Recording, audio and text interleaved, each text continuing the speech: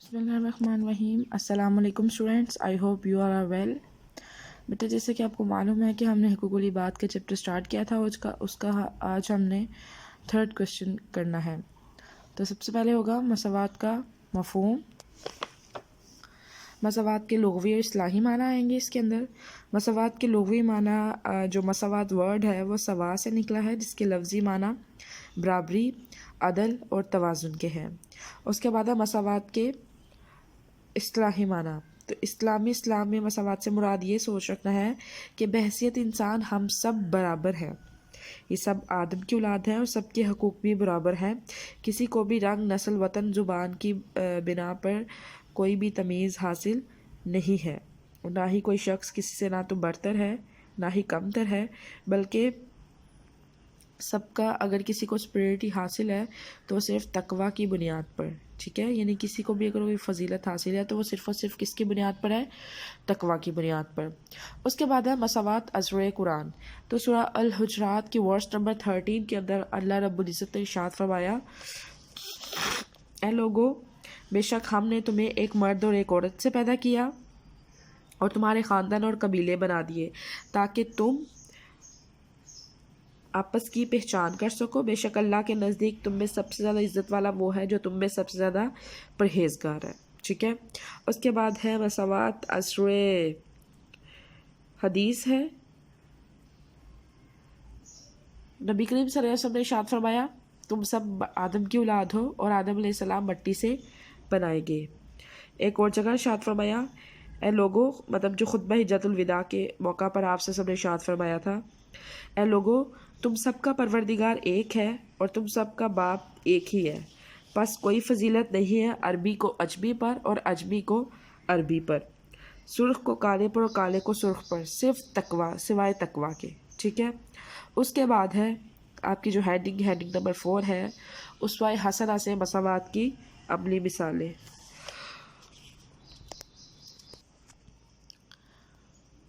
बेटा, मसवात का अमली मुज़ाहरा जो है वो इससे बढ़कर और क्या हो सकता है कि आप सल्लल्लाहु अलैहि वसल्लम ने अपनी पुफीज़ाद हज़रत ज़ैनब की शादी अपने आज़ाद करदा ग़ुलाम हज़रत ज़ैद बिन हारिस से करवा दी थी। और एक और जगह मस्जिद कबा और मस्जिद नबवी की तामीर करते वक्त हज़रत मोहम्मद सल्लल्लाहु अलैहि वसल्लम ने सहाबा इकराम के साथ मिलकर काम किया।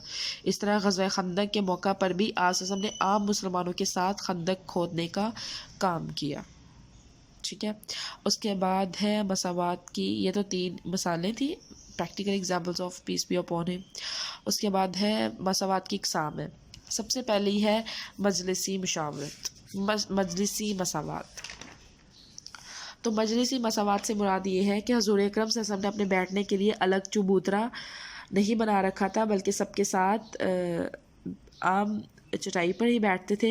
आसिस ने अलग से कोई लिबास नहीं बनवा रखा था, जो लिबास पहन रखा होता उसी में से वफूद से मुलाकात करते थे। उसके बाद है कानूनी मसवात। कानूनी मसवात की हमें एक अजीम मिसाल मिलती है कि जब कबीला बनु मखसूम की औरत ने चोरी कर ली थी तो नबी करीम सल्लल्लाहु अलैहि वसल्लम ने कहा था, मुकदमा आपकी बारगाह में लाया गया, आपसे इसके हाथ काटने का हुक्म दिया। और उसामा बिन जैद ने हज़रत सल्लल्लाहु अलैहि वसल्लम से नहायत मोहब्बत रखते थे। लोगों ने इनको सिफारशी बनाकर खिदमत नबवी में भेजा। आपसे फरमाया, उसामा, क्या तुम हदूद खुदाबंदी में सिफारिश करते हो? आसिफ ने लोगों को जमा किया, फरमाया, तुमसे पहली उम्मती भी इसलिए बर्बाद हो गई थी, जब कोई मुअज़्ज़ज़ आदमी जुर्म करता तो इसे छोड़ देते और मामूली आदमी जुर्म करता तो इसे सज़ा देते थे। और खुदा की कसम, अगर इसकी जगह मेरी बेटी फ़ातिमा भी चोरी करती तो मैं उसके भी हाथ काट देता।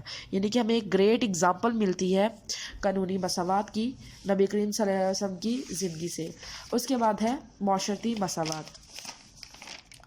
तो मौशरती मसवात को अगर हम देखें तो हुज़ूर अकरम सल्लल्लाहु अलैहि वसल्लम की मजलिस मुबारक में बिलखसूस नमाज के लिए अमीर व गरीब, आका व ग़ुलाम, अरबी व अजमी, गोरे और काले की कोई भी तफरीक ना थी।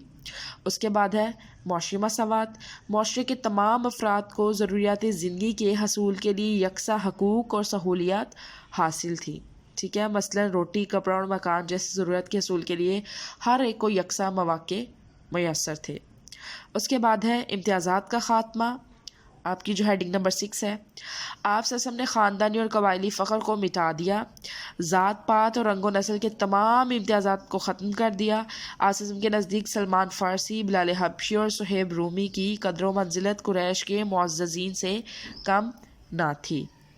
اس کے بعد ہے بیٹا حاصل کلام ہے کہ کبھی بھی کسی بھی شخص کو کسی پر کوئی بھی فضیلت حاصل نہیں ہے، صرف سب کو سب تقوی کی بنیاد پہ فضیلت حاصل ہے.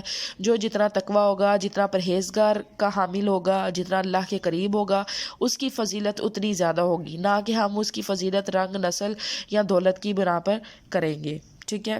اب نماز میں، حج میں ہمیں مساوات کی ایک عظیم مثال ملتی ہے، جہاں بادشاہ اور غلام سب برابر کندھے سے کندھا ملا کر حج فرما رہے ہوتے ہیں. علامہ اقبال نے بھی انہی کی طرف اشارہ کرتے ہوئے کہا تھا کہ ایک ہی صف میں کھڑے ہو گئے محمود و ایاس، نہ کوئی بندہ رہا اور نہ کوئی بندہ نماز. ٹھیک ہے بیٹا، یہ آپ کا لانگ کوشچن نمبر 3 ہے، اس کو اچھے سے یاد کر لیجیے گا. Take care. اللہ حافظ.